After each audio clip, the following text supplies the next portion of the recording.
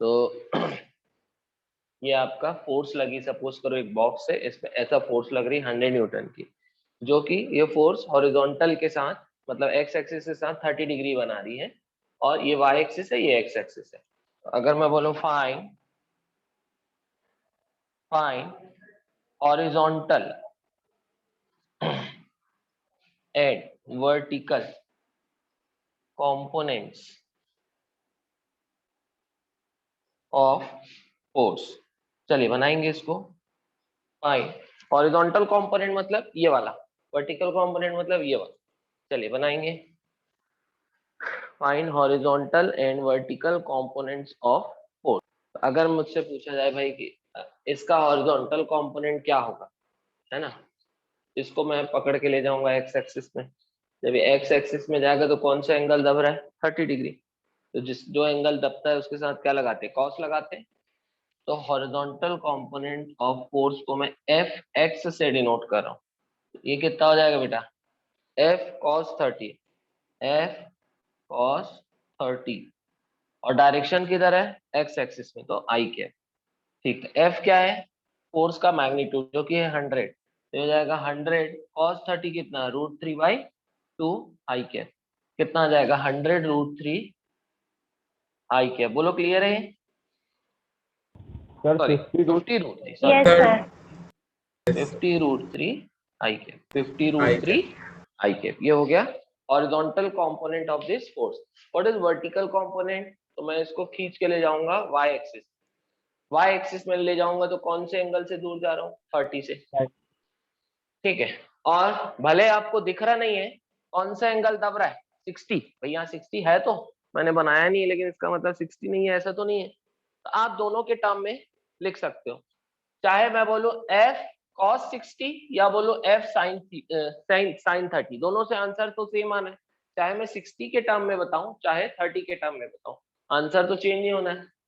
भले ही यहाँ पर ये एंगल 60 है और ये दिख रहा नहीं है, मैंने दिखाया भाई ये एंगल मैं बनाया नहीं हूं तो इसका मतलब ये है नहीं, ऐसा तो नहीं है ना, यहाँ 60 डिग्री भी तो है।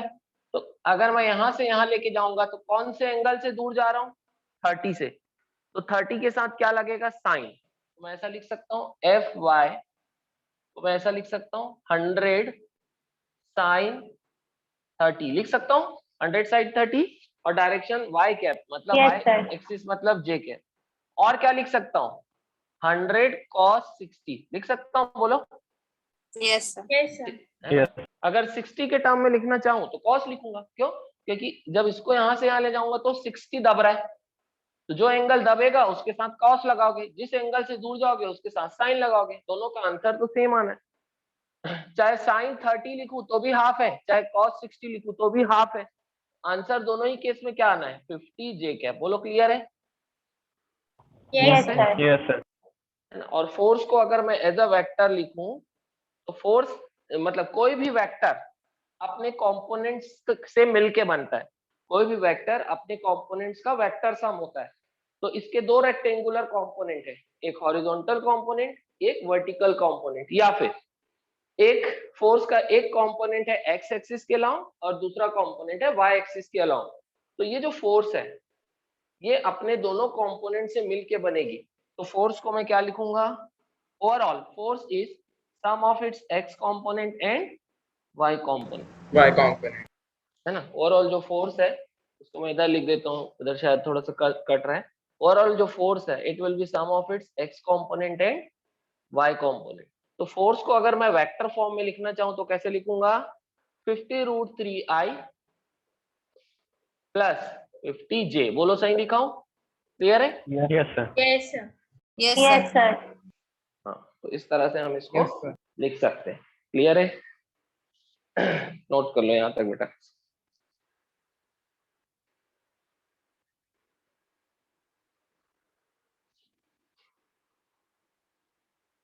एक और रिवीजन क्वेश्चन, वेक्टर ए दिया है 2i cap plus 4j cap, find angle made bye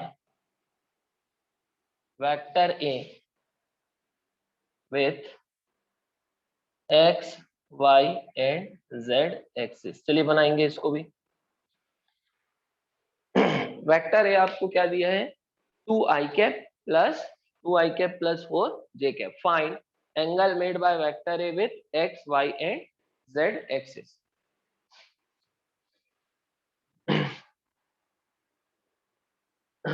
जो वेक्टर ए है इसके ये किससे मिलके बना है 2i और 4j से मिलके बना है। ये एक 2 डायमेंशनल वेक्टर है।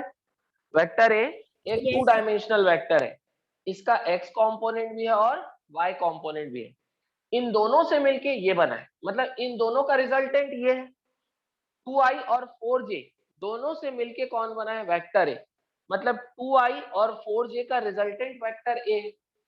इसका मतलब अच्छा 2i कौन से एक्सिस में होगा x एक्सिस में होगा।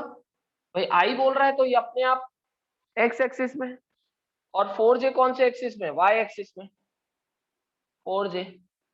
इसकी टेल थोड़ा लंबी होगी, क्यों? क्योंकि इसका मैग्नीट्यूड ज्यादा है 4 है और इसका 2 है, मतलब इससे इसकी टेल लंबी होगी, लेकिन अपन अभी नहीं बना है।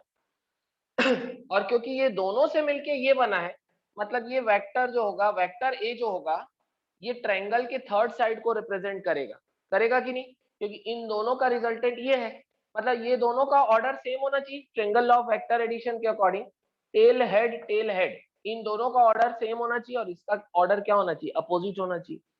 तो इन दोनों से मिलके वेक्टर ए बन रहा है, मतलब वेक्टर ए इन दोनों का रिजल्टेंट है। तो इसका मतलब 2i और 4j ये दोनों जोड़ रहे हैं और मिल रहा कौन है वेक्टर ए। डायग्राम ये बनेगा, बोलो समझ में आ रहा है कि नहीं? Yes, sir. तो वेक्टर ए जो है ये 2i के साथ अल्फा एंगल बना रहा है, और अल्फा अब 2i क्योंकि x एक्सिस में है इसलिए हम बोल सकते हैं कि angle between vector A and x axis is alpha. Alpha क्या है? Angle between vector A and x axis, ये हो गया अल्फा। ठीक, डायग्राम तो ये बन गया। ठीक, अब अपने को इसका ट्रायंगल वाला वर्जन बनाना है, मतलब हेड हटा देना है। हेड हटा दोगे तो एक ट्रायंगल बनेगा, राइट एंगल ट्रायंगल बनेगा। क्यों? क्योंकि ये x एक्सिस में ये y एक्सिस में, दोनों के बीच का एंगल 90 होगा। इसका मैग्नीट्यूड कितना होगा 4, इसका मैग्नीट्यूड कितना होगा 2, ये हो गया अल्फा। ये वाली लाइन किसके मैग्नीट्यूड को रिप्रेजेंट करेगी वेक्टर a के, क्योंकि अगर सिर्फ लाइन बनाते हैं तो वो लाइन किसको रिप्रेजेंट करती है मैग्नीट्यूड। ठीक है, अब ये अल्फा के लिए ये वाला साइड क्या हो गया परपेंडिकुलर। जिस एंगल की बात करोगे उसके सामने वाला साइड परपेंडिकुलर, ये वाला साइड बेस, ये वाला हाइपोटेन्यूस। हमको मालूम है कि tan अल्फा होता है परपेंडिकुलर अपॉन बेस। परपेंडिकुलर क्या क्या है यहाँ पर 4 है और बेस कितना है 2, तो tan अल्फा आ गया 2। tan अल्फा कितना आ गया 2 आ गया।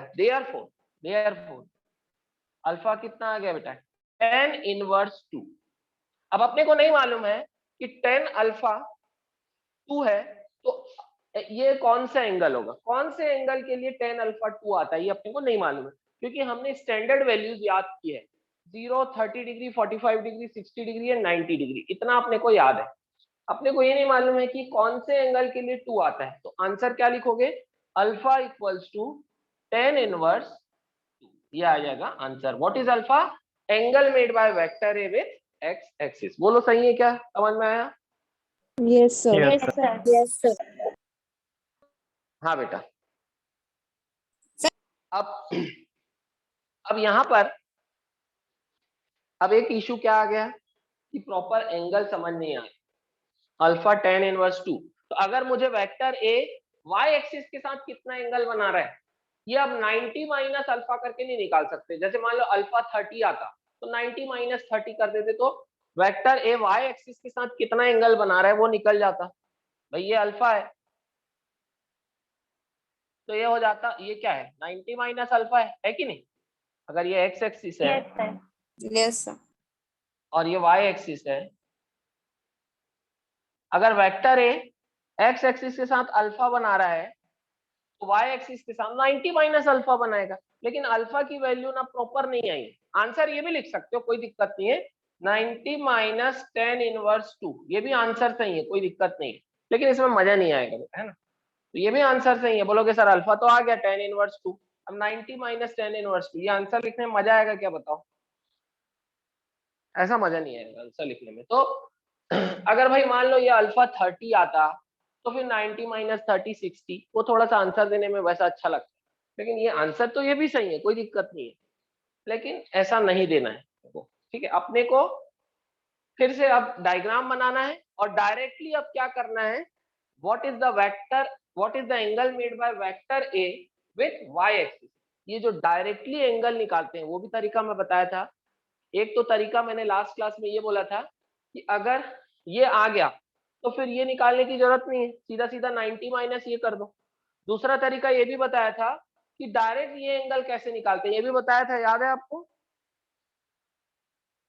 Yes sir. डायरेक्टली अगर y एक्सिस से एंगल जो वेक्टर जो है y एक्सिस जो से जो एंगल बना रहा है वो डायरेक्टली अगर आपको निकालना है तो भी आप निकाल सकते हैं, ये भी तरीका मैं बताया था, तो वही तरीका अपन अपनाएंगे। तो खैर पहले अपन ने क्या निकाल लिया है, अल्फा, अल्फा अपना आ गया है, that is angle made by vector A with x axis. यहां तक तो किसी को कोई डाउट नहीं है ना, इतना क्लियर है? Yes, sir. Yes. Yes, sir. अब अपन निकालेंगे कि वेक्टर ए वाई एक्सिस के साथ कितना एंगल बना रहा है, ये अपन निकालेंगे। बेटा इसको नोट कर लिए थे ना आप लोग? Yes sir. Yes, sir. Yes. अब फिर से डायग्राम बनाएंगे। अब ऐसा डायग्राम बनाओ जिसमें डायरेक्टली वेक्टर ए का वाई एक्सिस से एंगल दिखे। देखो एक तो ये डायग्राम आप लोग सीधा बनाते हो, 2i प्लस 4j, तो ये मिला vector A.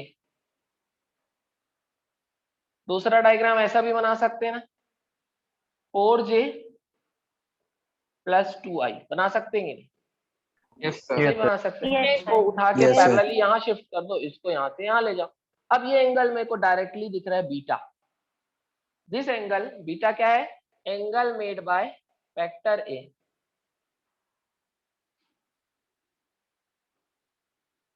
With y axis. अब बीटा डायरेक्टली दिख रहा है, angle made by vector A with y axis. Y axis के साथ वेक्टर ए कितना एंगल बना रहे, तो बीटा।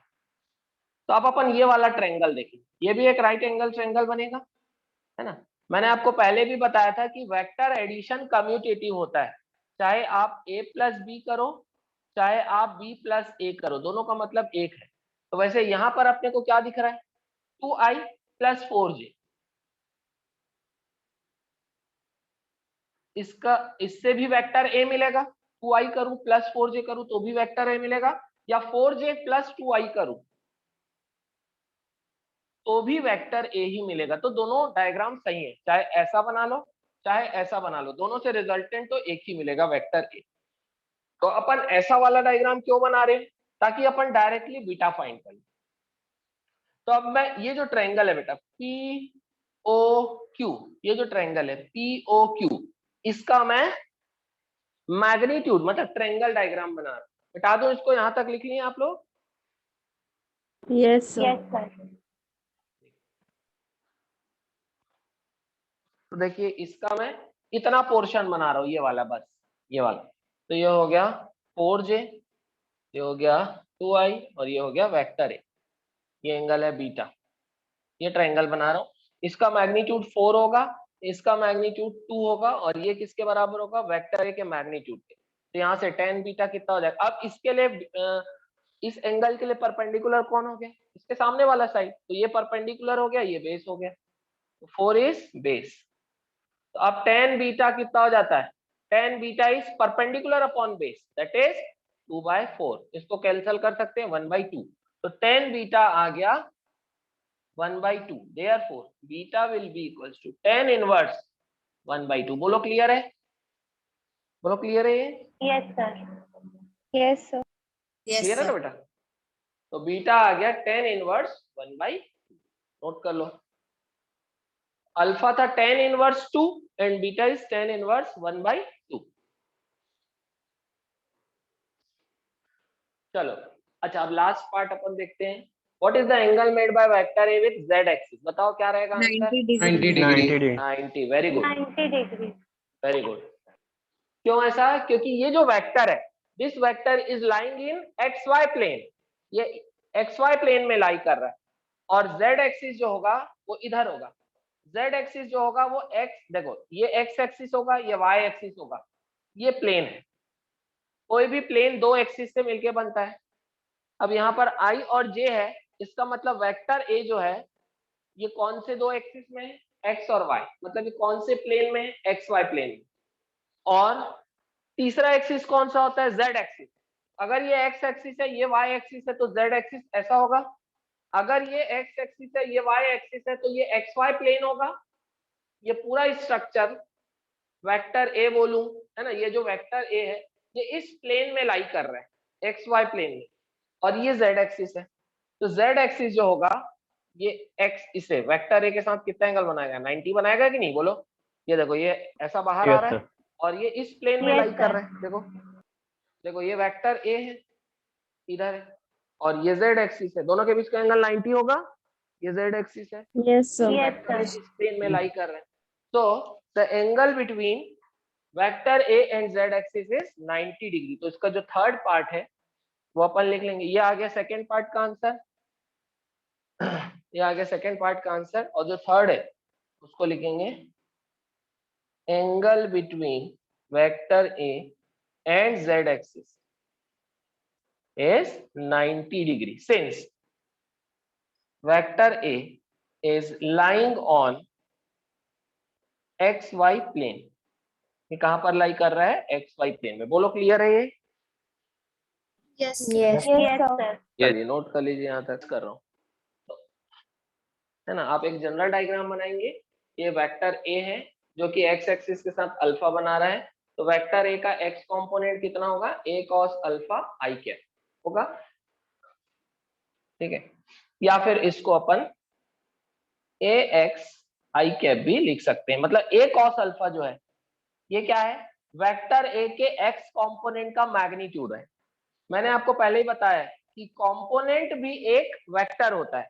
तो अब वेक्टर होगा तो उसका मैग्नीट्यूड भी होगा और डायरेक्शन भी होगा। तो ये a cos अल्फा क्या है, वेक्टर a के x कंपोनेंट का मैग्नीट्यूड है। तो a cos अल्फा को मैं ax लिख दे रहा हूँ। समझ में आ रहा है आप लोगों को? Yes, sir. वैसे ही वेक्टर a का y कंपोनेंट होगा a sin alpha j cap होगा।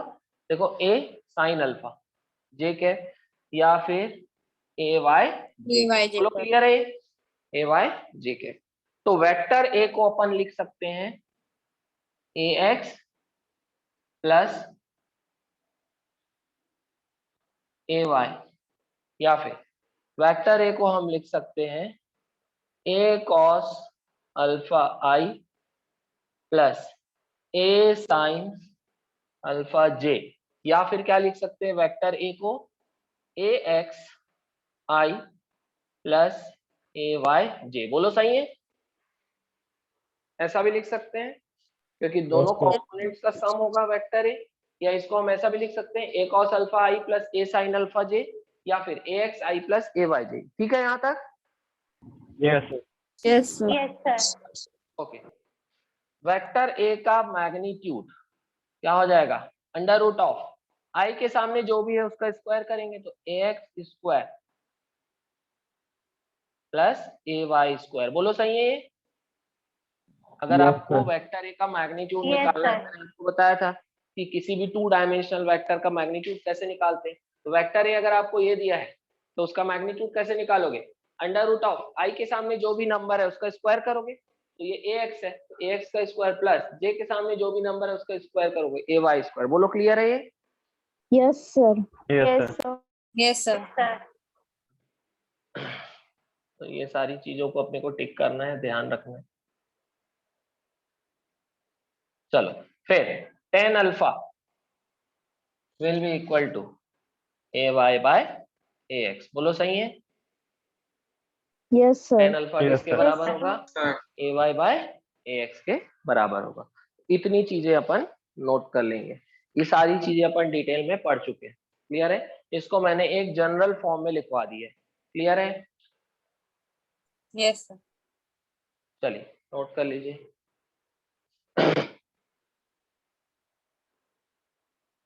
ठीक है, तो ये 2 डायमेंशनल है ना वेक्टर था। और 2 डायमेंशनल वेक्टर के कितने रेक्टेंगुलर कंपोनेंट होते हैं, 2 होते हैं कि नहीं? जैसे यहाँ पर ये 2 डायमेंशनल वेक्टर है, इसके 2 कंपोनेंट है, x और y। अब हम पढ़ने वाले हैं थ्री डायमेंशनल वेक्टर के बारे में। थ्री डायमेंशनल वेक्टर के कितने रेक्टेंगुलर कंपोनेंट होंगे बेटा? 3। Very good. मतलब इसकी वैल्यू तीनों एक्सिस में होगी, एक्स वाई जेड। तो इसके 3 कंपोनेंट होंगे और ये अपने तीनों कंपोनेंट से मिलके बनेगा। कोई भी वेक्टर अपने कंपोनेंट से मिलके बनता है, कोई भी वेक्टर अपने रेक्टेंगुलर कंपोनेंट का वेक्टर सम होता है। जैसे यहाँ पर वेक्टर ए जो था, ये अपने एक्स कंपोनेंट और वाई कंपोनेंट से मिलके बनता था। वैसे ही आगे हम देखने वाले हैं थ्री डायमेंशनल वेक्टर्स, उसके 3 रेक्टेंगुलर कंपोनेंट होंगे, वो अपने तीनों रेक्टेंगुलर कंपोनेंट से मिलके बनेगा। तो अब हम आगे देखेंगे, नेक्स्ट जो देखेंगे, मिटा दो, यहाँ तक हो गया, ये हो गया। Yes sir. अगला हमारा जो हेडिंग रहेगा, resolution of a three dimensional vector into its rectangular components. ठीक है, चलिए अब डायग्राम हम बनाएंगे। थ्री डायमेंशनल वेक्टर जो होगा किसी भी प्लेन में लाई नहीं करेगा। याद है आप लोगों को? Three dimensional vector will not lie in any plane. Clear है ना? थ्री डायमेंशनल वेक्टर जो होगा वो किसी भी एक्सिस के साथ 90 डिग्री नहीं बनाएगा। ये पॉइंट्स क्लियर है, अपन पढ़े थे, यस सर। है ना? तो मान लो बेटा ये है, मान लो ये वाई एक्सिस है,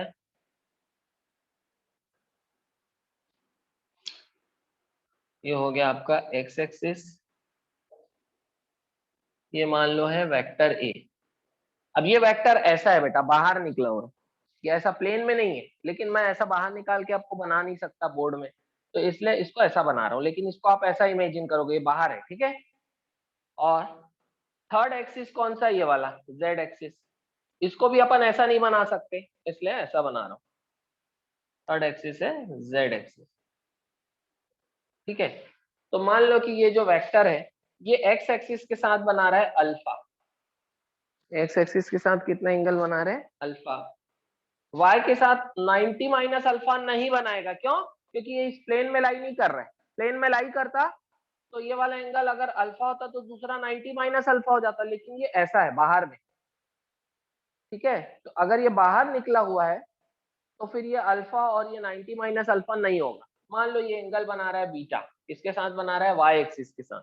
ये देखो ये ऐसा निकला हुआ है, ऐसा, ये मान लो ऐसा है, तो ये एक्स एक्सिस के साथ कितना एंगल बना रहा है? अल्फा, जो कि मैं ऐसा दिखा रहा हूँ। फिर ये वाई एक्सिस के साथ कितना एंगल बना रहा है? बीटा, जिसको मैं ऐसा दिखा रहा हूँ। और ये तीसरा एक्सिस है ये जेड एक्सिस, जेड एक्सिस के साथ कितना एंगल बना रहा है? गामा, जेड एक्सिस के साथ ये कितना एंगल बना रहा है? गामा। इमेजिन करते बन रहा है आप लोगों को? बोलो। Yes sir. Yes sir. Yes sir. तो ये वेक्टर ए है, ये एक्स के साथ अल्फा बना रहा है, वाई के साथ बीटा और जेड के साथ गामा, ठीक है। तो ऑब्वियसली वेक्टर ए के 3 कंपोनेंट होंगे और वो अपने तीनों कंपोनेंट से मिलके बनेगा। ए एक्स वेक्टर प्लस ए वाई वेक्टर प्लस ए जेड वेक्टर। होगा कि नहीं बोलो?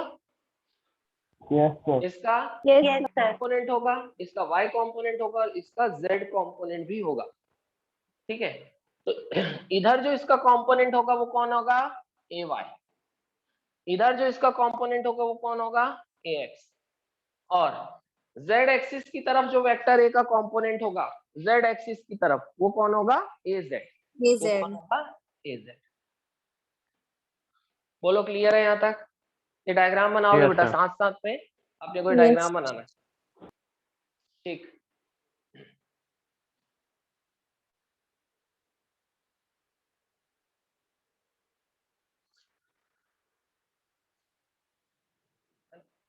ये पूरा डायग्राम बना के ये इसको भी लिखेंगे, vector A x plus A y plus A z होगा।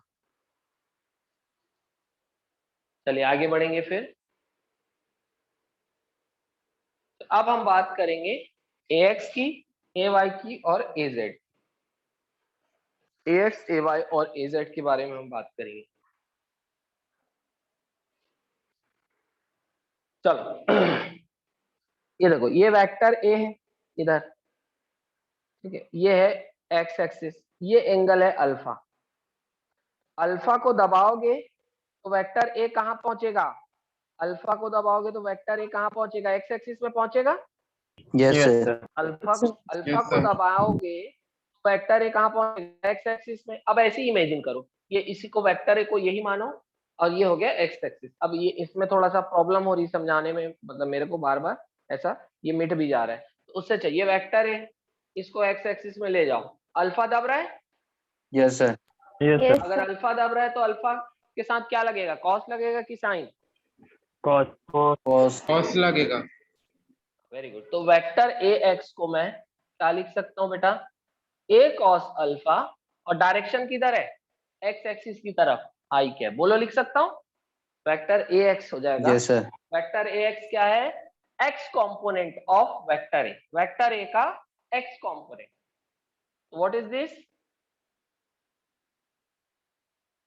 एक्स कंपोनेंट, मतलब एक रेक्टेंगुलर कंपोनेंट है, X component of vector A, या बोलो component of vector A along x axis, or component of vector A along x axis।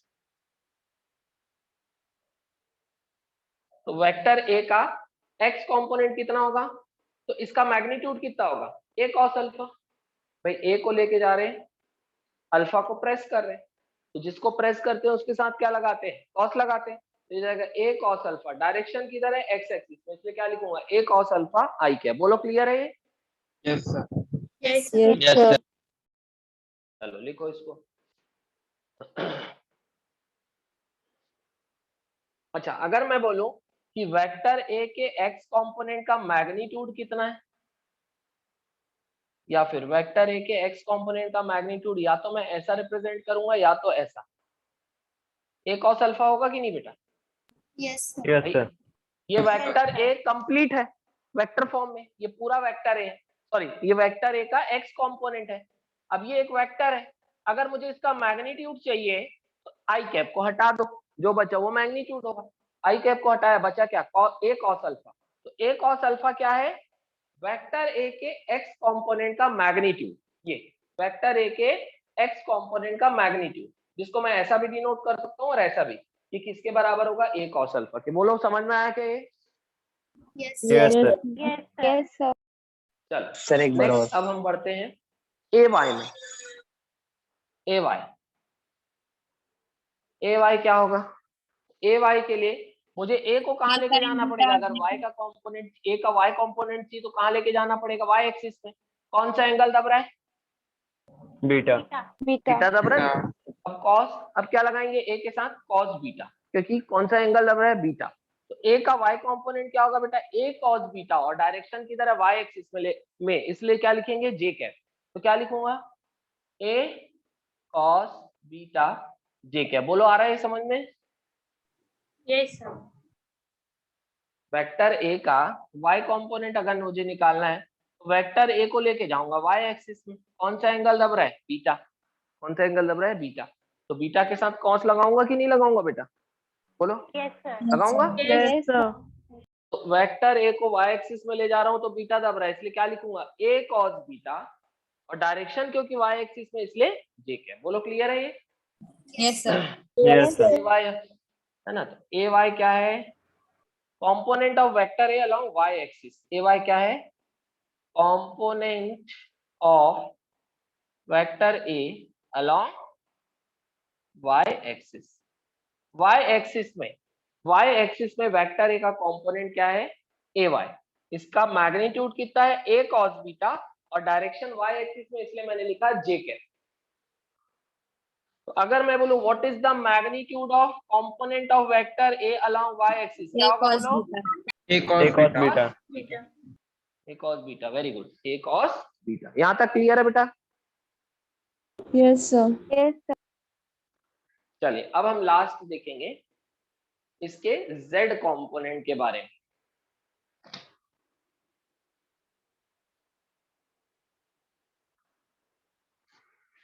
Vector A का z component, ये क्या होगा, देखो ये देखो, ये z कंपोनेंट है ना, ये z कंपोनेंट है, ये वेक्टर ए है ना, और इन दोनों के बीच का एंगल कितना है, बीटा। तो जब वेक्टर ए को इधर लेके आऊंगा तो कौन सा एंगल दबेगा, beta, sorry gamma. Vector A और जेड एक्सिस के बीच का एंगल क्या है? गामा है भाई। ये हो गया जेड एक्सिस, ये हो गया जेड एक्सिस, ये हो गया वेक्टर ए, ये हो गया वेक्टर ए। दोनों का बीच का एंगल कितना है? गामा है कि नहीं? बोलो। Yes, sir. वेक्टर Yes, ए sir. और Z axis.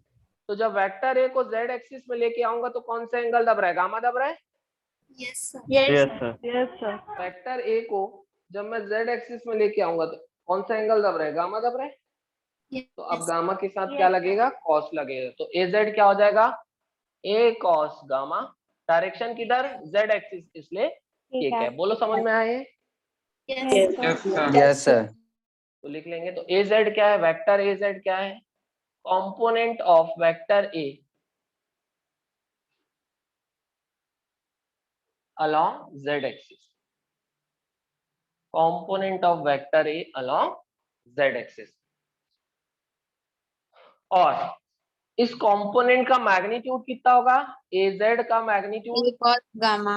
A cos gamma. A cos gamma, A cos gamma होगा। Yes, sir. So. चलिए नोट कर लीजिए यहां तक, फिर आगे बढ़ेंगे।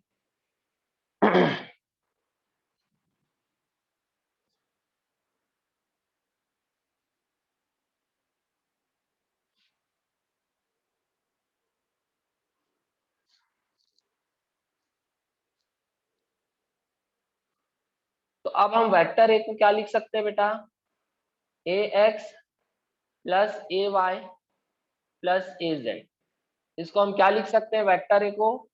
ए एक्स की जगह A cos alpha I plus A cos beta J plus A cos gamma के। लिख सकते हैं ऐसा? बोलो, लिख सकते हैं? Yes, sir. Yes, sir. Yes. A x का magnitude A cos alpha direction x axis में, ए वाई का magnitude A cos beta direction j y axis में।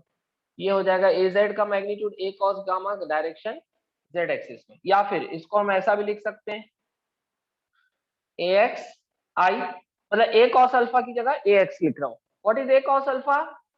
वेक्टर ए का जो एक्स कंपोनेंट है उसका मैग्नीट्यूड है, इसको मैं ए एक्स से डिनोट कर रहा हूँ। तो ए एक्स आई प्लस ए वाई जे प्लस ए जेड के। ये अलग अलग तरीके हैं लिखने के। बोलो, लिख सकते हैं ऐसा भी, Yes. ऐसा भी, Yes. क्लियर है? और ऐसा भी, तीनों तरीके से लिख सकते हैं। लिख सकते हैं कि नहीं? Yes, sir. Yes, sir. है ना? इसमें किसी को कोई डाउट तो नहीं है बेटा? No, sir. ठीक है, लिखिए।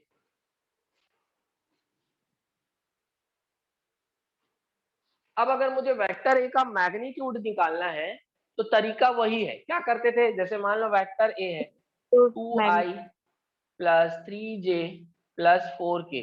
कैसे निकालते थे वेक्टर ए का magnitude? 3 dimensional vector, under root of i के सामने जो भी नंबर है उसका स्क्वायर करोगे, j के सामने जो भी नंबर है उसका स्क्वायर, और k के सामने जो भी नंबर है उसका स्क्वायर। ऐसे करके हम निकालते थे किसी 3 डायमेंशनल वेक्टर का मैग्नीट्यूड। मैंने Yes, बताया sir. ऐसा तरीका। Yes, sir. Yes, sir. तो बस इसका भी अगर निकालना है, वेक्टर ए का मैग्नीट्यूड अगर निकालना है तो क्या करोगे? अंडर रूट ऑफ आई के सामने कौन है? ए एक्स, तो ए एक्स का स्क्वायर प्लस जे के सामने ए वाई है, A y square plus A z square. बोलो, क्लियर है ये? Yes, sir. Yes. मतलब ये सारी चीजें हम करते आ रहे हैं, ऐसा नहीं कि ये फर्स्ट टाइम इसको देख रहे हैं। फिर से हम इसको रिपीट ही कर रहे हैं कुल मिला के, क्योंकि इसके न्यूमेरिकल्स हमने बहुत बनाए हैं, है ना? 2 डायमेंशनल वेक्टर के तो बनाए ही हैं, और इसका भी मैंने आपको पहले भी बता चुका हूँ कि कैसे निकाला जाता है किसी भी वेक्टर का। अगर वो 3 डायमेंशनल वेक्टर है तो उसका मैग्नीट्यूड कैसा निकाला जाता है मैंने बता चुका है। लेकिन मैं एक जनरलाइजेशन आपको लिखवा रहा हूँ, एक जनरलाइज फॉर्मूला आपको लिखवा रहा हूँ, जो कि हम ऑलरेडी पढ़ चुके हैं। समझ में आ रहा है यहाँ तक? बोलो। Yes, sir. ठीक।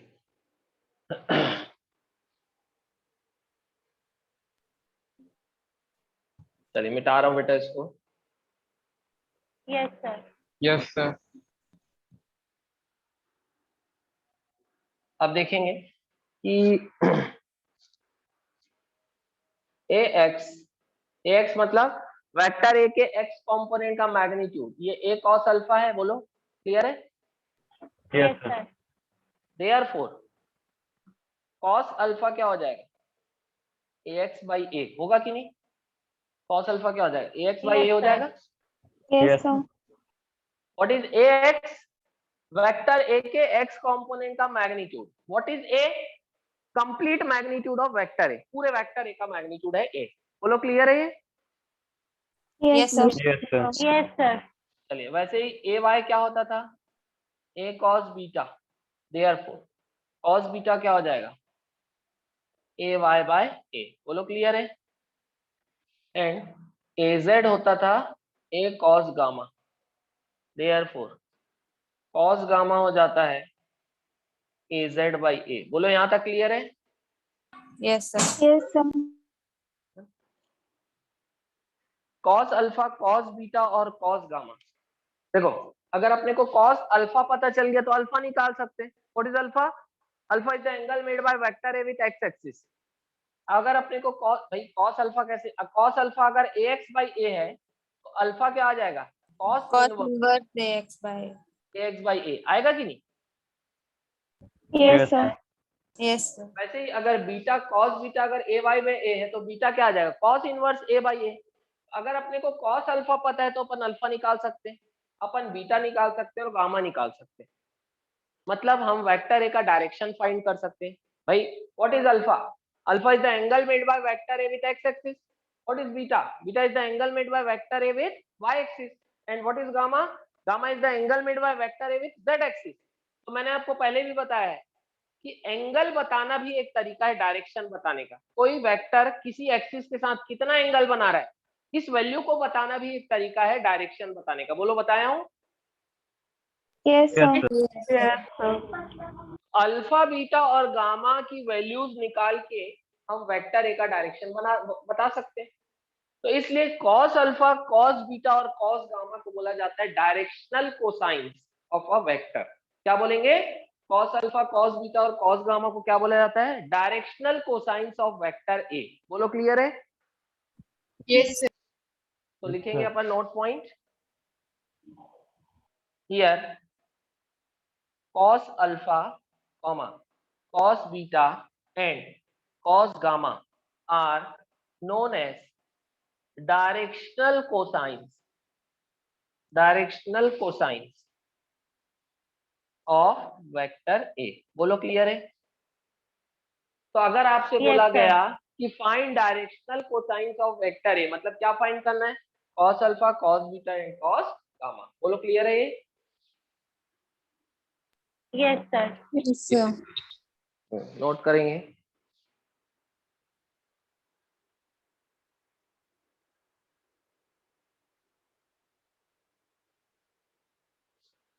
है ना? तो cos अल्फा ऐसे करके निकालोगे ax by a, cos beta ay by a, cos gamma az by a। ay क्या है? वेक्टर a के y कंपोनेंट का मैग्नीट्यूड। a क्या है?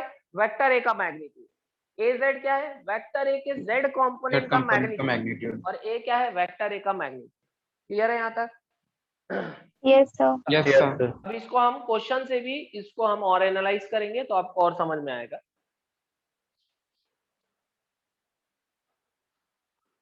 अच्छा, लेकिन इसके पहले थोड़ा सा इस टॉपिक को हम पहले फिनिश कर देते हैं, फिर क्वेश्चन बनाएंगे, है ना? इसका जो रेक्टेंगुलर कंपोनेंट्स का वो फिनिश कर देते हैं। देखो, अब वेक्टर ए है ना? ए एक्स आई प्लस ए वाई जे प्लस ए जेड के, या फिर वेक्टर ए है A cos alpha I plus A cos beta J plus A cos gamma के। चाहे ऐसा लिखूं चाहे ऐसा लिखूं, एक ही मतलब है। अब वेक्टर ए का मैग्नीट्यूड कैसे निकालेंगे?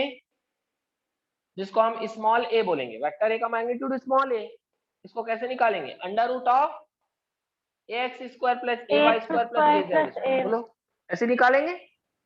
Yes, या sir. Yes, sir.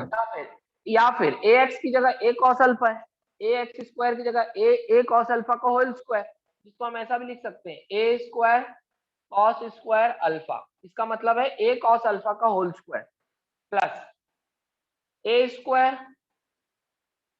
Cos square beta plus A square cos square gamma. लिख सकते हैं हम, इस तरह से लिख सकते हैं वेक्टर Yes, ए के sir. मैग्नीट्यूड को, लिख सकते हैं ऐसा।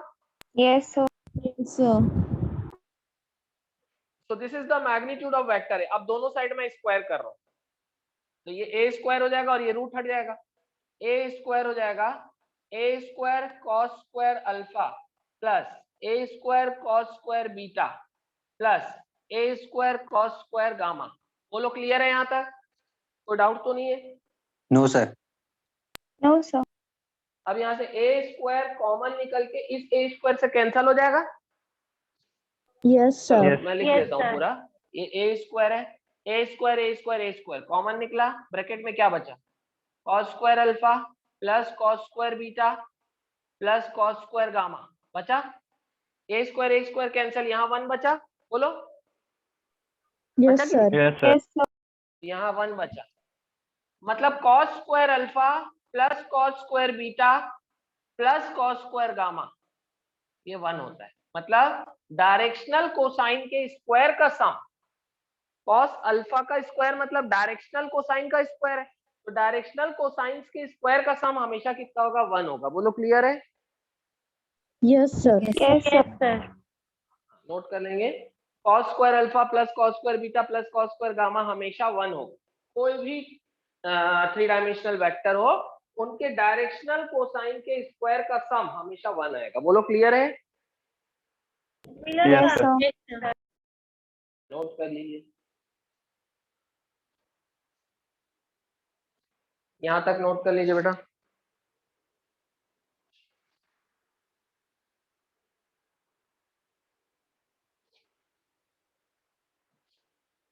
तो हमेशा डायरेक्शनल कोसाइन के स्क्वायर का सम कितना होगा? 1 होगा।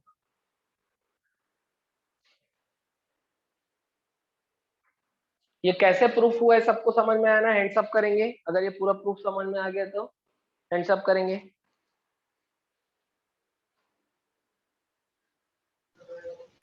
Excuse me very sir. Good. हाँ बेटा। सर मुझे नहीं आया समझ में। ओके, और बाकी लोग बताएंगे, और किसको नहीं आया? आयुष, आयुषी, शौर्य, सुयश, आप लोग भी बताएंगे। ऐसा कोई है जिसको समझ में नहीं आया?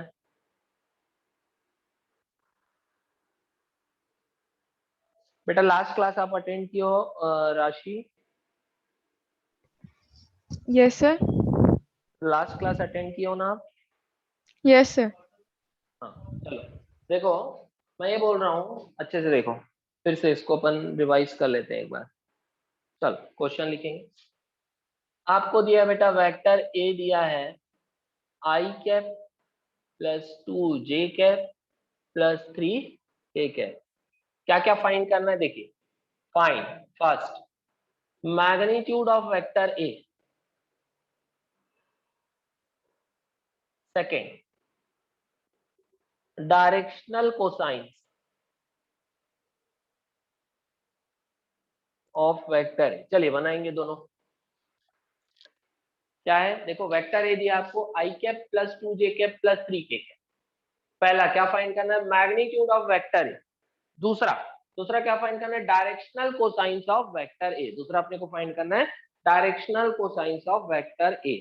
चलो पहले मैं बना रहा हूं, एक बार आप लोग देख लो, फिर दूसरा क्वेश्चन आप लोग आसानी से बना लो। पहले मैं बनाऊं कि आप लोग ट्राई कर रहे हो Yes, इसको sir. भी? No sir. वेक्टर ए, सबसे पहले तो वेक्टर ए 3 डायमेंशनल वेक्टर है, ठीक? तो वेक्टर ए के 3 रेक्टेंगुलर कंपोनेंट्स होंगे। ax मैं लिख रहा हूं, वेक्टर ax होगा I cap, vector A Y है 2 J cap and vector A Z है 3 के कैप। बोलो इसमें कोई दिक्कत तो नहीं है? No sir. वेक्टर ए का X component I cap, vector ए का Y component 2 J cap, vector ए का जेड कंपोनेंट 3 के कैप, ठीक है? वेक्टर ए के एक्स कंपोनेंट का मैग्नीट्यूड कितना है? 1 है, मतलब आई के सामने जो भी होगा वो वेक्टर ए का एक्स कंपोनेंट होगा। ये 2 क्या है? वेक्टर ए का वाई कंपोनेंट का वेक्टर ए के एक्स कंपोनेंट का मैग्नीट्यूड कितना होगा? 1 होगा। आई के सामने 1 है ना? Yes sir. Yes, sir. Vector A के y कंपोनेंट का मैग्नीट्यूड 2 होगा और वेक्टर ए के z कंपोनेंट का मैग्नीट्यूड 3 होगा। बोलो क्लियर है? Yes, sir. Yes, sir. Good. क्योंकि किसी भी वेक्टर को हम कैसा लिख सकते हैं बेटा, ax i, मतलब ऐसे तो लिखना चाहिए, ऐसा vector ax plus ay plus az। ax ay और az क्या है, वेक्टर ए के रेक्टेंगुलर कंपोनेंट। अब क्योंकि ये 3 डायमेंशनल वेक्टर है इसलिए इसके 3 रेक्टेंगुलर कंपोनेंट्स होंगे और रेक्टेंगुलर कंपोनेंट्स भी एक वेक्टर होते हैं, तो इसका अपना मैग्नीट्यूड भी होगा और डायरेक्शन भी होगा। तो मैग्नीट्यूड मान लो ax है, डायरेक्शन ऑब्वियसली x एक्सिस है तो इसलिए i कैप, प्लस इसका मैग्नीट्यूड है मान लो ay, डायरेक्शन y एक्सिस है तो ऑब्वियसली j कैप, प्लस इसका मैग्नीट्यूड az है, डायरेक्शन इज k कैप। ऐसा लिखेंगे? Yes, sir. अब इसको इससे कंपेयर करो, इसको इससे कंपेयर करो। i के सामने जो भी होगा वो वेक्टर a के x कंपोनेंट का मैग्नीट्यूड होगा। मतलब i के सामने यहाँ क्या है, 1 है, 1 इंटू i को i लिख सकते हैं। एक्चुअल में वेक्टर a के x कंपोनेंट का मैग्नीट्यूड 1 है। j के सामने जो भी होगा वो वेक्टर a का y कंपोनेंट होगा, तो वेक्टर a के y कंपोनेंट का मैग्नीट्यूड कितना है, 2। k के सामने जो भी होगा वो वेक्टर a का z कंपोनेंट का मैग्नीट्यूड होगा, तो z कंपोनेंट कितना है, z कंपोनेंट का मैग्नीट्यूड कितना है, 3। ठीक, अच्छा अगर मैं बोलूं what is the magnitude of vector a, what is the magnitude of vector, जिसको हम a से भी डिनोट कर सकते हैं, under root of ax square plus ay square plus az square, ax square plus ay square plus az square, 1 square plus 2 square plus 3 square, क्या आ जाएगा, वेक्टर a का मैग्नीट्यूड रूट 9 प्लस 4 13 प्लस 1 14 आएगा। बोलो Yes, vector sir. a Yes, का sir. Magnitude आएगा root 14। तो हमने पहला आंसर निकाल लिया कि वेक्टर a का मैग्नीट्यूड है रूट 14। अब हम निकालेंगे कॉस। अब सेकंड हमसे क्या पूछ रहा है ना, ये तो पहला आंसर आ गया अपना, वेक्टर a का मैग्नीट्यूड है रूट 40 है ना, ये आंसर 1 है। ठीक, अब सेकंड आंसर क्या है, directional cosines of vector a, मतलब cos alpha cos beta and cos gamma. तो जो सेकंड पार्ट है, पहला कॉस अल्फा क्या होता है बेटा, ax बाई a होगा, ax कितना है 1 है और a कितना है रूट 14, क्या आ जाएगा आंसर 1 बाय रूट 14। बोलो समझ में आया ये, बोलो समझ में आया, Yes, sir. है ना। तो डायरेक्शनल कोसाइंस में अपने को कॉस अल्फा कॉस बीटा और कॉस गामा फाइंड करना है।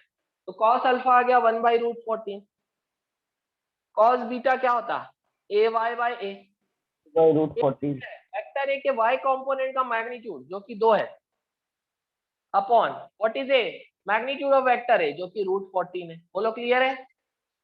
और लास्ट है कॉस गामा, ये आ जाएगा az बाई ए। az कितना है बेटा, वेक्टर ए के z कंपोनेंट का मैग्नीट्यूड कितना है 3 अपॉन वेक्टर ए का मैग्नीट्यूड रूट 14, तो कॉस गामा क्या आ गया 3 बाई रूट 14। तो इस तरह से हम डायरेक्शनल कोसाइंस फाइंड करे हैं वेक्टर ए के। cos alpha is 1 by root 14, cos beta is 2 by root 14 and cos gamma is 3 by root 14। बोलो क्लियर है सबको ये। Yes, sir. Yes, sir. Yes, sir. Note कर लीजिए। अच्छा, अगर आपसे पूछता what is the angle made by vector A with x axis, मतलब क्या पूछ रहा है अल्फा, तो आंसर क्या लिखते हैं, Inverse cos 1 by inverse 1 by root 14, cos inverse 1 by root 1 by root 14. होता। What is the angle made by vector A with y axis, तो क्या पूछता बीटा, Beta तो बीटा is क्या equal था to cos cos inverse inverse 2 by 2 root by 14, और gamma क्या है angle made by vector A with z axis, तो गामा क्या होता है cos इनवर्स 3 बाय रूट 14। बोलो क्लियर है ये, Yes, sir. है ना। तो अब ऐसा लिखते हैं हम, अल्फा हो जाता cos inverse 1 by root 14 angle made by vector A with x axis, beta हो जाता cos inverse 2 by root 14 angle made by vector A with y axis, last होता गामा, ये हो जाता cos inverse 3 by root 14 angle made by vector A with z axis. बोलो clear है? Yes, sir. लेकिन अगर आपसे डायरेक्शनल कोसाइंस बोले तो बस cos अल्फा cos बीटा और cos गामा फाइंड करके छोड़ दें। Directional cosines cos alpha cos beta और cos गामा को ही बोलते हैं। चलो यहां तक नोट कर लो, फिर आगे बढ़ेंगे।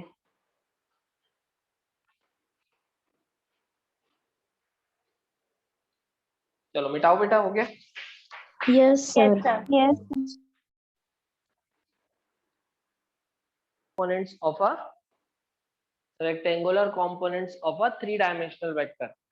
तो थ्री डायमेंशनल वेक्टर के कितने rectangular components? 3। Two dimensional vector के कितने रेक्टेंगुलर कंपोनेंट्स? 2। क्लियर है ना? 2. Yes, sir. Yes, sir. चलो एक चीज ध्यान रखेंगे अपन, देखो जैसे वेक्टर ए,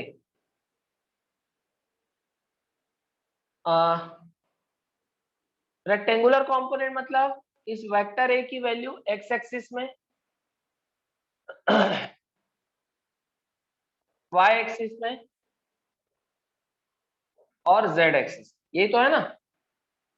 रेक्टेंगुलर कंपोनेंट्स मतलब किसी भी वेक्टर की value perpendicular axis, x axis, y axis और जेड एक्सिस में किसी भी वेक्टर की वैल्यू क्या है, वही तो उसका रेक्टेंगुलर कंपोनेंट है। बोलो ये समझ में आता है? Yes, sir. Yes, sir. Yes, sir.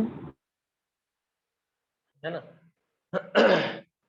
लेकिन अगर मैं बोलूं बेटा कि इस वेक्टर की वैल्यू, मान लो एक और वेक्टर है, ये मान लो एक वेक्टर, मान लो ये एक डायरेक्शन, ये भी एक डायरेक्शन है। तो अगर मैं बोलूं इस ये एंगल बहुत छोटा है, बहुत स्मॉल है, बहुत छोटा है थीटा एंगल, मान लो ये एंगल बहुत छोटा है, तो मैं बोलूं कि भाई इस वेक्टर की वैल्यू इस एक्सिस में कितनी है, या इस डायरेक्शन में, ये एक्सिस नहीं है, ये एक डायरेक्शन है,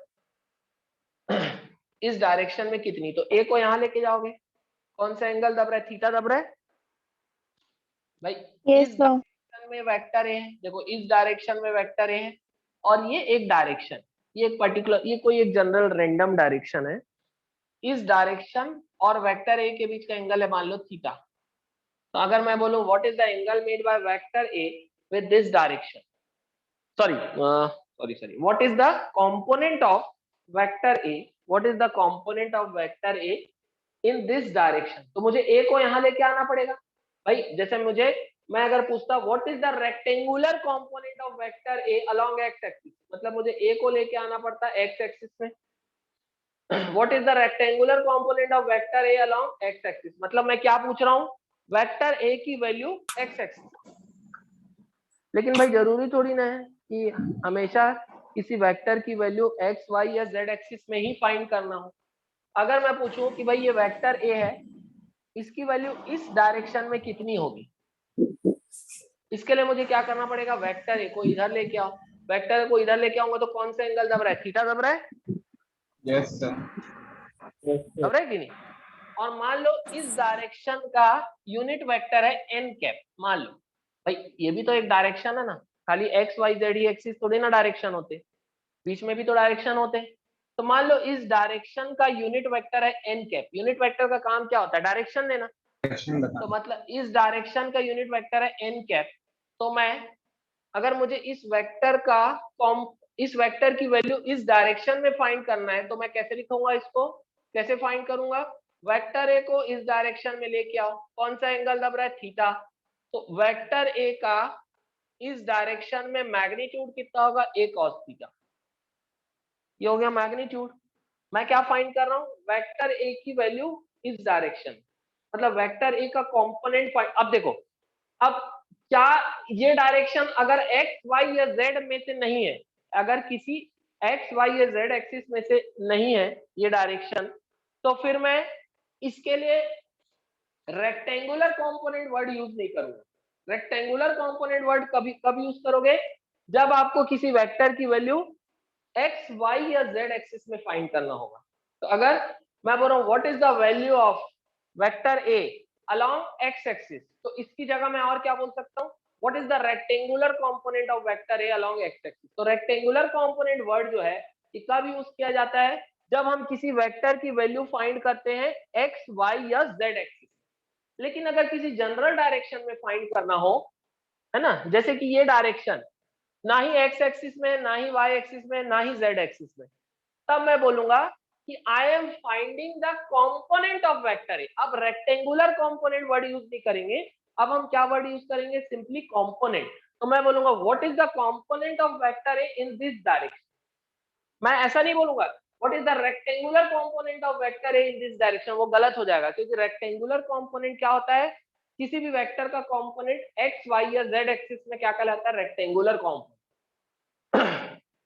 तो अगर कोई जनरल डायरेक्शन हो जो ना एक्स एक्सिस में हो, ना वाई एक्सिस में हो, ना जेड एक्सिस में हो, अगर मुझे वेक्टर ए की वैल्यू इस डायरेक्शन में फाइंड करनी है, तो मैं क्या वर्ड यूज करूंगा, सिंपली कंपोनेंट। मैं बोलूंगा what is the component of vector a in this direction, या बोल सकता हूं what is the component of vector a along the direction of n cap, क्योंकि एन कैप का डायरेक्शन ये है। तो मैं बोलूंगा कि वेक्टर ए का कंपोनेंट एन कैप के डायरेक्शन में कितना होगा। तो किसी भी वेक्टर का कंपोनेंट भी एक वेक्टर होता है, जैसे रेक्टेंगुलर कंपोनेंट भी वेक्टर होता है, किसी भी वेक्टर का रेक्टेंगुलर कंपोनेंट भी एक वेक्टर होता है, वैसे ही किसी भी वेक्टर का कंपोनेंट भी एक वेक्टर होगा। तो इस वेक्टर का इस डायरेक्शन में कंपोनेंट भी एक वेक्टर होगा। इसका मैग्नीट्यूड कितना निकला, a cos थीटा। कैसे, वेक्टर ए को इधर लेके जाओ, थीटा दब रहा है, तो वेक्टर ए के मैग्नीट्यूड के साथ क्या लगा दो, cos थीटा। तो a cos थीटा क्या हो गया, वेक्टर ए का कंपोनेंट इस डायरेक्शन में। अब क्योंकि कंपोनेंट भी एक वेक्टर है, तो इसके लिए मुझे डायरेक्शन भी बताना पड़ेगा। डायरेक्शन के लिए क्या लगाते हैं, यूनिट वेक्टर। तो इस डायरेक्शन का यूनिट वेक्टर कौन है, एन कैप, इसलिए मैं क्या लिखूंगा, एन कैप। तो ये क्या हो गया, component of vector A, vector ए का कंपोनेंट हो गया इस डायरेक्शन। तो बोलो समझ में आया क्या ये? Yes, sir. Yes, sir. Yes, sir. तो किसी जनरल डायरेक्शन में अगर मुझे कंपोनेंट फाइंड करना है, तो इस तरह से मैं फाइंड कर सकता हूँ। तो थोड़ा सा भी किसी वेक्टर को मैं ऐसा टिल्ट कर दूंगा, भाई इधर भी कोई ना कोई वेक्टर का डायरेक्शन होगा ही होगा, तो किस वेक्टर को अगर मैं थोड़ा सा भी मूव कर दूंगा, तो मुझे उस वेक्टर का उस डायरेक्शन में कंपोनेंट मिल जाएगा। भाई तो भाई जैसे ये एंगल कितना भी छोटा हो सकता है, ये एंगल और छोटा हो सकता है, देखो देखो ये भी हो सकता है। मैं बोलूंगा कि इस, है ना, ये जो वेक्टर ए है,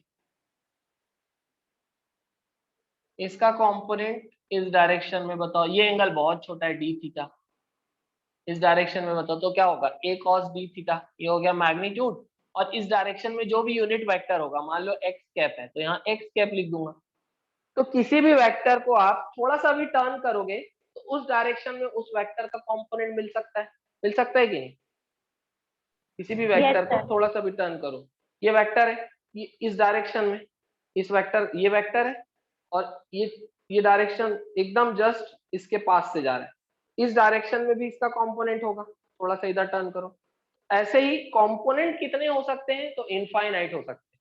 किसी भी वेक्टर के कंपोनेंट अगर मैं बोलूं, थोड़ा सा भी टर्न करूंगा तो कंपोनेंट मिल जाएगा। तो किसी भी वेक्टर के कंपोनेंट इनफाइनाइट हो सकते हैं, लेकिन रेक्टेंगुलर कंपोनेंट मैक्सिमम कितने हो सकते हैं, 3।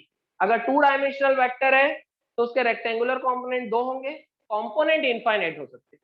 वैसे 3 डायमेंशनल वेक्टर के रेक्टेंगुलर कंपोनेंट 3 होंगे, लेकिन कंपोनेंट इनफाइनाइट हो सकते हैं, किसी भी डायरेक्शन में उसकी वैल्यू हो सकती है। आ रहा है क्या ये समझ में? Yes, sir. Yes, sir. Yes, Yes, sir. sir. ठीक है।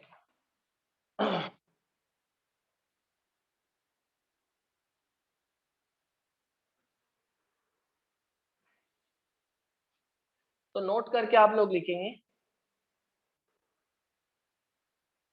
rectangular component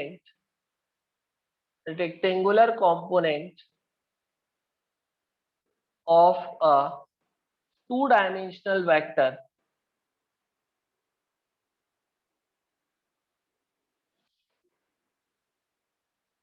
rectangular components of a 2-dimensional vector is 2. 2-dimensional vector के कितने rectangular components, तो 2. Second point, number of rectangular components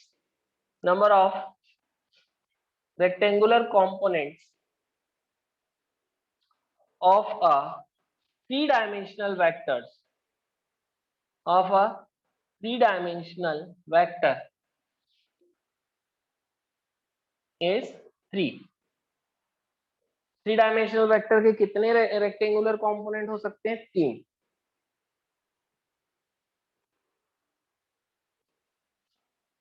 next point लिखेंगे, a vector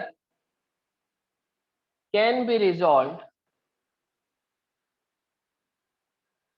into infinite components. किसी भी vector को हम इनफाइनाइट कंपोनेंट्स में रिजॉल्व कर सकते हैं. किसी भी वेक्टर के कितने कंपोनेंट्स हो सकते हैं? इनफाइनाइट. लेकिन अगर रेक्टेंगुलर कंपोनेंट्स की बात की जाए तो टू डायमेंशनल वेक्टर के 2 रेक्टेंगुलर कंपोनेंट और थ्री डायमेंशनल वेक्टर के 3 रेक्टेंगुलर कंपोनेंट्स होते हैं. बोलो ये पॉइंट्स क्लियर है क्या यहाँ तक? Yes. Yes, sir.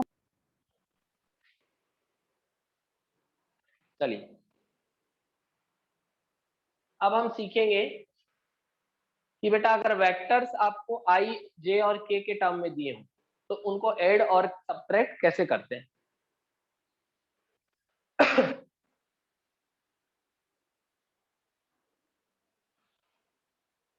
इजी है, जल्दी से हो जाएगा. जैसे क्वेश्चन में अगर आपको दिया है वेक्टर ए दिया है 3i + 4j + 5k और वेक्टर बी दिया है 2i + 2j + k. बोलेगा find a + b. a + b क्या होगा ये फाइंड कर. तो कैसे करेंगे? वेक्टर ए और वेक्टर बी आई, जे और के फॉर्म में दिया है तो आई से आई को ऐड करोगे, इसके जे से इसके जे को, इसके के से इसके के को. इस तरह से आप अगर वेक्टर्स आई, जे और के फॉर्म में दिए तो आप ऐड कर सकते हो.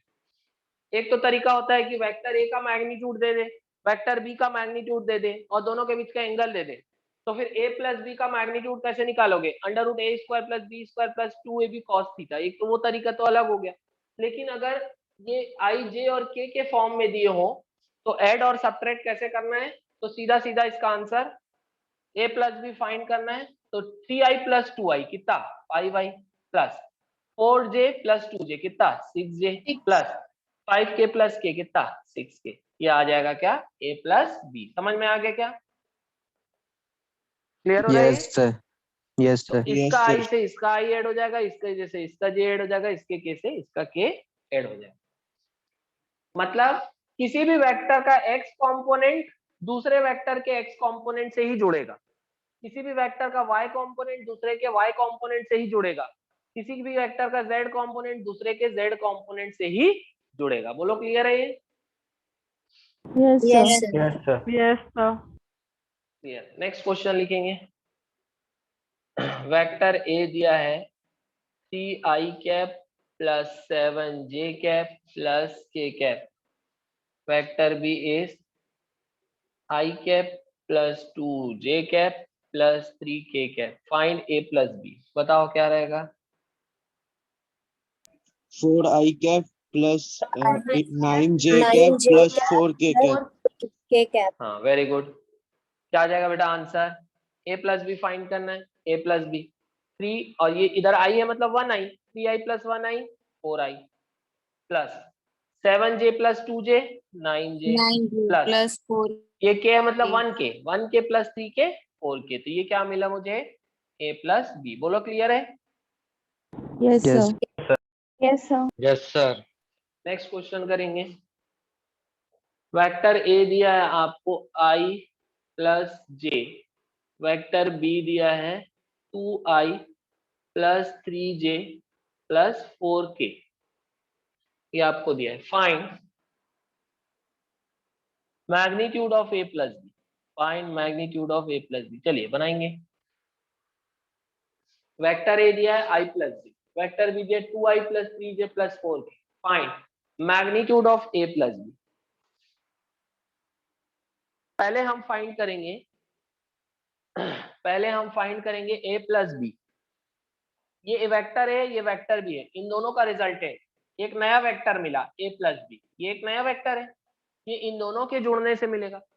i + 2i 3i plus j plus 3j 4j plus यहाँ कुछ नहीं मतलब 0k plus 4k is 4k। बोलो क्लियर है? Yes, sir. Yes, Yes, sir. sir. तो ये एक 2 Yes, sir. डायमेंशनल वेक्टर था, ये एक 3 डायमेंशनल वेक्टर है, दोनों से मिलके एक नया 3 डायमेंशनल वेक्टर मिला। इन दोनों का मैग्नीट्यूड, ये जो नया वेक्टर मिला इसका मैग्नीट्यूड क्या होगा? ये a प्लस बी है, इसका मैग्नीट्यूड क्या होगा? Under root of 3 square plus 4 square plus 4 square. कितना आ जाएगा बेटा? रूट ऑफ 4 4 जा 16 प्लस 16 32 प्लस 3 3 जा 9। कितना आ जाएगा? रूट 41। बोलो क्लियर है ये? Yes, sir. Yes, sir. Isha समझ में आया आपको? कहाँ गड़बड़ हुई थी? Yes, sir. चलिए चलो अब देखेंगे सब्ट्रैक्शन, है ना। जैसे आपको दिया है क्वेश्चन, ये सब क्वेश्चन से ही सीखेंगे। वेक्टर ए दिया है 8i plus 6j plus 5k, ये वेक्टर ए दिया है। वेक्टर बी आपको दिया है बेटा 3i, है ना, प्लस 4j प्लस 3k, ये दिया है आपको vector b. Find a minus b, vector a minus vector b. चलिए बनाएंगे, क्या होगा? Vector a 5i minus cap vector b. plus Sir, 2j 5i cap plus plus 2j 2k cap cap. plus 2k cap. हाँ very good. तो minus करना है बेटा, तो कैसे करेंगे देख लो। पहले थोड़ा एक लेंदी प्रोसीजर बता देता हूँ। a माइनस बी, पहले a लिखो 8i plus 6j plus 5k, ये हो गया a। माइनस b लिखे 3i plus 4j plus 3k, ये हो गया b। चलो अब a माइनस b करना है। अब माइनस ब्रैकेट के बाहर है, मतलब तीनों के सामने माइनस लग जाएगा, तो जाएगा 8i plus 6j plus 5k, ये माइनस मल्टीप्लाई होगा तो minus 3i minus 4j minus 3k। बोलो ये आएगा क्या आएगा? देखो a माइनस b, ये आएगा 8i, i से i माइनस होगा, 8i minus 3i is 5i, फिर 6j minus 4j is 2j, तो प्लस 2j, फिर 5k minus 3k is plus 2k। बोलो समझ में आया क्या ये? Yes, sir. Yes, sir. Yes, sir. है ना। तो i से i माइनस होगा, j से j माइनस होगा, k से k माइनस होगा। इसको डायरेक्टली भी हम यहाँ से कर सकते हैं। 8i minus 3i 5i plus 6j minus 4j 2j plus 5k minus 3k 2k। ये आ गया क्लियर आंसर। जैसा कर लो, डायरेक्टली भी कर लो या ऐसा करके भी कर सकते हो, आंसर तो वही आना है। तो इस तरह से हम क्या फाइंड कर सकते हैं? एडिशन कर सकते हैं और सब्ट्रैक्शन कर सकते हैं, जब हमको वेक्टर्स कैसे दिए हो? i, j और k के फॉर्म में, वेक्टर फॉर्म में दिए हो तब।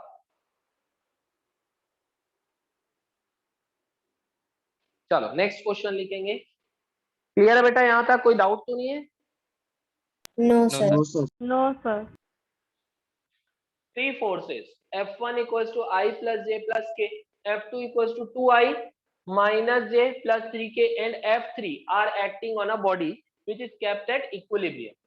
Find F3। अब बेटा देखो, इक्विलिब्रियम हमने अभी पढ़ा नहीं है, लॉज ऑफ मोशन पढ़ेंगे तब इक्विलिब्रियम पढ़ेंगे। इक्विलिब्रियम का मतलब होता है कि अगर कोई बॉडी इक्विलिब्रियम में है तो उसमें लगने वाली सारी फोर्सेस का सम क्या होता है? जीरो। सारी फोर्सेस का सम क्या होता है? Zero. If a body is in state of equilibrium, जैसे मान लो कि एक बबल है, या हवा में लटक रहा है, हवा में लटक रहा है, हैंग कर रहा है हवा में। इसका मतलब देखो, अगर कोई बॉडी मूव कर रही है तो जरूर उस पर फोर्स लग रही, नेट फोर्स लग रही। लेकिन अगर कोई बॉडी रुकी हुई है अपनी जगह में, मतलब उसमें लगने वाली सभी फोर्सेस एक दूसरे को कैंसल कर रही। जैसे ये बबल हवा में लटक रहा है, इसका मान लो इसका मास m है, इसका वेट mg होगा, और ऊपर में जरूर कोई ना कोई फोर्स होगी जो इस mg को कैंसल कर रही होगी। तो इन दोनों फोर्सेस का सम जीरो हो रहा है, इसलिए ये बबल हवा में ऐसा स्टैटिक है, लटक रहा है, और ये हवा में रेस्ट कर रहा है। इसका मतलब ये इक्विलिब्रियम में, भाई ये रेस्ट कर रहा है, ये इक्विलिब्रियम में, ये इक्विलिब्रियम में, इसका मतलब इसमें लगने वाली सारी फोर्सेस का सम जीरो है। तो ये सारी चीजें हम लॉज ऑफ मोशन में देखेंगे। अगर कोई ऑब्जेक्ट पे बहुत सारी फोर्सेस लग रही है लेकिन फिर भी वो इक्विलिब्रियम में है, इक्विलिब्रियम में कब होता है कोई ऑब्जेक्ट? जब या तो वो रेस्ट में हो या तो कांस्टेंट वेलोसिटी से मूव करते रहे। तो इसमें हमको डिटेल में नहीं जा रहा है। अगर कोई ऑब्जेक्ट इक्विलिब्रियम में है, उसमें बहुत सारी फोर्सेस लग रही है लेकिन फिर भी वो इक्विलिब्रियम में है, इसका मतलब ये है कि उस पे लगने वाली सारी फोर्सेस का सम 0 होता है। तो इक्विलिब्रियम का मतलब अभी के लिए sum of all the forces acting on the body is 0, ये होता है इक्विलिब्रियम। अब बना सकते हैं इसको? Sir 3i cap plus 4k cap.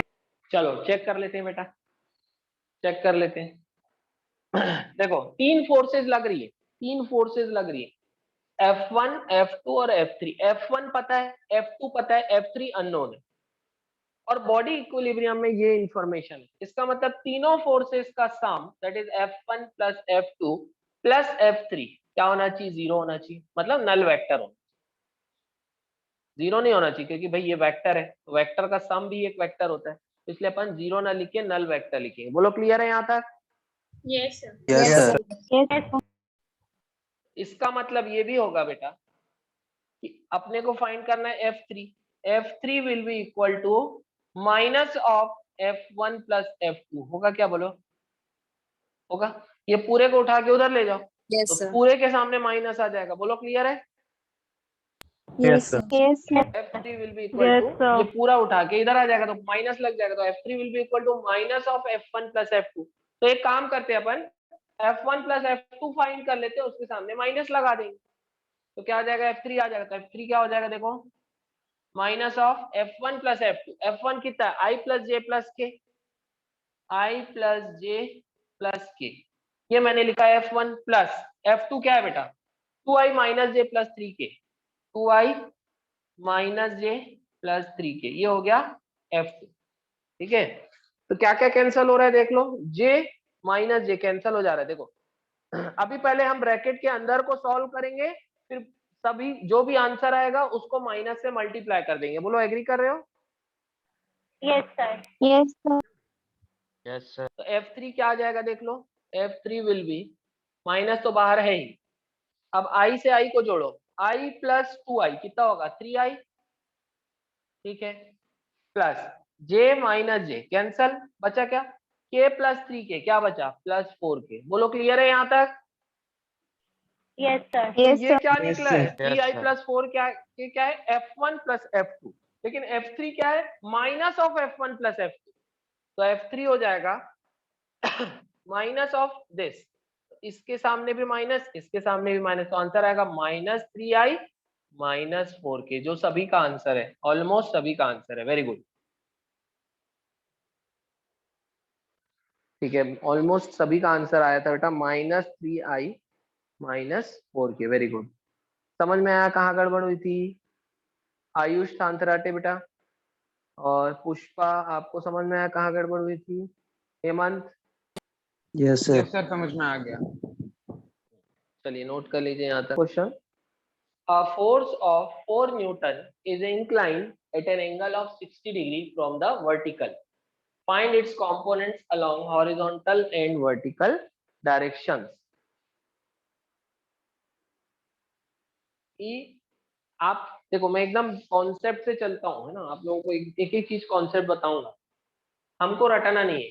जरूरी नहीं है कि हॉरिजॉन्टल एक्सिस एक्स एक्सिस ही हो, यहाँ पर इसने एक्स और वाई एक्सिस ना बोल के horizontal axis and vertical axis बोला है, तो हो सकता है ये वाई एक्सिस भी हो सकता है। जरूरी नहीं है बेटा कि हम सुविधा के लिए जो इजी होता है वो ये होता है कि ये एक्स है ये वाई है, हॉरिजॉन्टल एक्स ले लेते हैं वर्टिकल वाई, लेकिन ऐसा हार्ड एंड फास्ट रूल नहीं है कि भाई ये एक्स ही होगा, ये वाई भी हो सकता है और ये जेड भी हो सकता है। ऐसा कुछ नहीं है कि वर्टिकल वाई ही हो, वर्टिकल जेड भी हो सकता है, एक्स भी हो सकता है।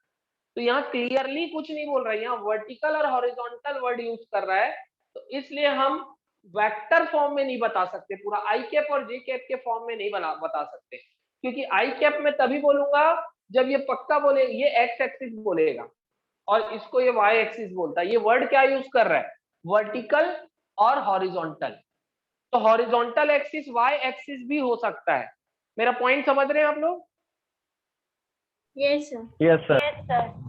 तो हम श्योरिटी से इसको आई कैप हम क्या बता सकते हैं यहाँ? मैग्नीट्यूड, मतलब वेक्टर ए का हॉरिजॉन्टल कंपोनेंट का मैग्नीट्यूड बता सकते हैं, लेकिन वेक्टर फॉर्म में नहीं बता सकते। क्यों?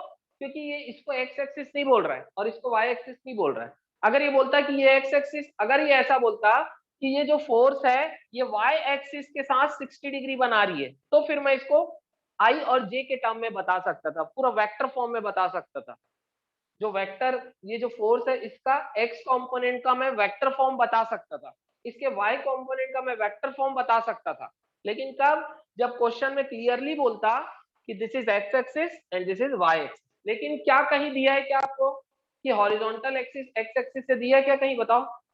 No sir. No sir. नहीं दिया ना, तो मैं नहीं बोल सकता कि ये एक्स एक्सिस है, तो इसलिए मैं इसका वेक्टर फॉर्म नहीं बता सकता। मैं क्या बता सकता हूँ, मैग्नीट्यूड। तो मैग्नीट्यूड कैसे निकालूंगा, तो सीधा सीधा ये एफ है, ये इसका हॉरिजॉन्टल कंपोनेंट है, तो मैं इसको एफ एच लिखूंगा, हॉरिजॉन्टल कंपोनेंट। और ये क्या है, फोर्स के हॉरिजॉन्टल कंपोनेंट का मैग्नीट्यूड। और इधर क्या होगा, फोर्स के वर्टिकल कंपोनेंट का मैग्नीट्यूड, इसको एफ वाई लिखता हूं। मैं इसको एफ एक्स या एफ वाई नहीं लिख सकता, क्यों? क्योंकि ये एक्स एक्सिस और वाई एक्सिस की श्योरिटी नहीं है कि ये एक्स है और ये वाई है, इसलिए मैं इसको एफ एच लिख रहा हूँ। This is the horizontal component of force and this is the vertical component of force.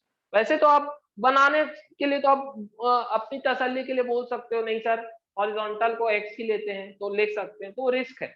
ऐसा नहीं होगा क्योंकि आपको क्वेश्चन में क्लियरली दिया ही नहीं है कि भाई एक्स एक्सिस है या वाई एक्सिस है ना। तो आपको हॉरिजॉन्टल और वर्टिकल बोल रहा है, तो हम क्या निकालेंगे, फोर्स के हॉरिजॉन्टल कंपोनेंट का मैग्नीट्यूड एंड वर्टिकल कंपोनेंट का मैग्नीट्यूड। तो हॉरिजॉन्टल कंपोनेंट का मैग्नीट्यूड कैसे निकालेंगे, फोर्स को यहाँ ले जाओ, कौन से एंगल से दूर जा रहे हैं, 60 से, तो उसके साथ क्या लगेगा, साइन। तो एफ एच क्या हो जाएगा, एफ साइन 60। अब यहाँ पर मैं श्योरिटी के साथ आई कैप नहीं लगा रहा हूँ, क्यों? क्योंकि ये एक्स एक्सिस है, ऐसा जरूरी नहीं है। तो मैं सिर्फ क्या निकाल रहा हूँ, फोर्स के हॉरिजॉन्टल कंपोनेंट का मैग्नीट्यूड। तो ये आ जाएगा फोर्स के हॉरिजॉन्टल कंपोनेंट का मैग्नीट्यूड, एफ कितना है 4, साइन 60 कितना है √3/2, कितना आ जाएगा 2√3 न्यूटन। बोलो क्लियर है, ये क्लियर है? Yes sir.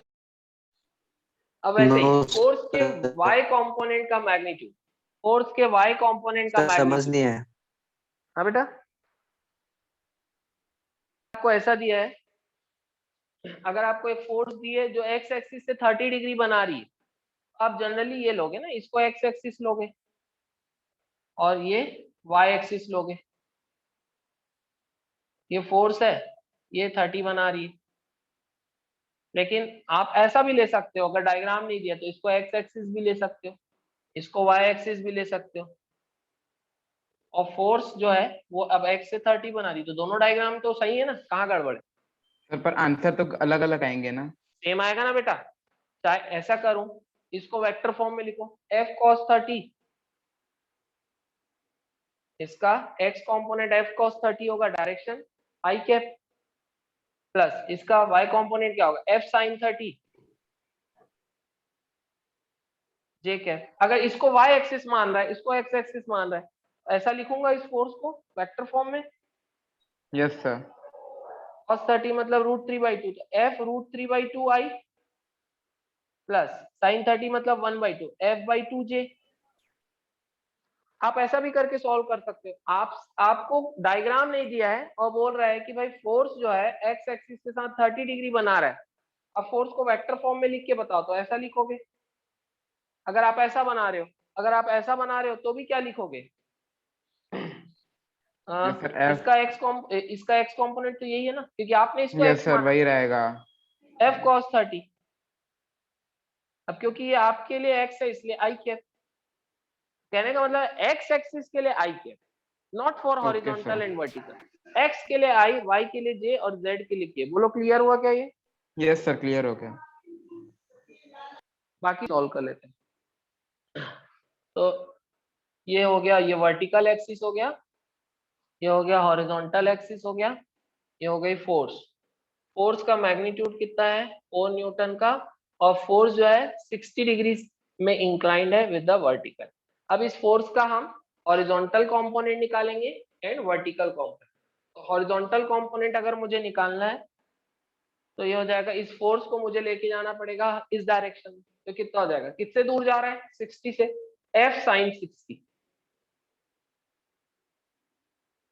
तो फोर्स का हॉरिजॉन्टल कंपोनेंट कितना होगा, F कितना है 4 sin 60 √3/2 कितना आ गया 2√3 न्यूटन। तो ये क्या है, फोर्स के हॉरिजॉन्टल कंपोनेंट का मैग्नीट्यूड कितना है 2√3 न्यूटन। अब वैसे ही फोर्स का वर्टिकल कंपोनेंट अगर निकालना है तो इस फोर्स को लेके जाओ वर्टिकल एक्सिस में, कौन सा एंगल लग रहा है 60, तो 60 के साथ कॉस लगेगा, फोर्स का वर्टिकल कंपोनेंट होगा F cos 60, फोर्स का वर्टिकल कंपोनेंट। लेकिन ये सिर्फ हम क्या निकाल रहे हैं, मैग्नीट्यूड कितना हो जाएगा, F कितना है ना। जब भी आप इधर या इधर लेके जाते हैं तो ये जो लिखते हैं आप, ये मैग्नीट्यूड लिखते हैं। तो F cos 60 मतलब फोर्स का मैग्नीट्यूड है, तो ये क्या है, F फोर्स का मैग्नीट्यूड कितना है 4 cos 60 हाफ, तो कितना आ गया 2 न्यूटन। तो कहने का मतलब ये है कि इस फोर्स का हॉरिजॉन्टल कंपोनेंट कितना 2√3 न्यूटन, लेकिन ये क्या है मैग्नीट्यूड। वैसे इस फोर्स का वर्टिकल कंपोनेंट कितना 2 न्यूटन, ये क्या बताया हमने मैग्नीट्यूड। बोलो क्लियर है क्या? Yes sir. Yes, Yes, sir. Yes, sir. चलिए